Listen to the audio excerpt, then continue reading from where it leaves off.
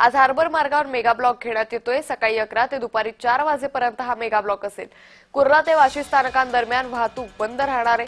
CSMT ते कल्याण मुख्य मार्गावर ब्लॉक नाहीये। तर मुंबईकरांसाठी अतिशय महत्त्वाची बातमी आहे, आज हार्बर मार्गावर मेगा ब्लॉक घेण्यात येतोय। तर कुर्ला ते वाशी स्थानकादरम्यान वाहतूक बंद राहील।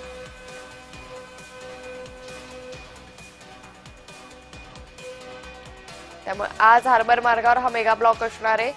तर यावेळी कुर्ला ते वाशी स्थानकादरम्यान कुठलीही वाहतूक होणार नाहीये। सकाळी 11 ते दुपारी 4 वाजेपर्यंत हा मेगा ब्लॉक घेण्यात येतोय। कुर्ला ते वाशी स्थानकादरम्यान वाहतूक बंद राहणार असल्याची माहिती सध्या समोर येते।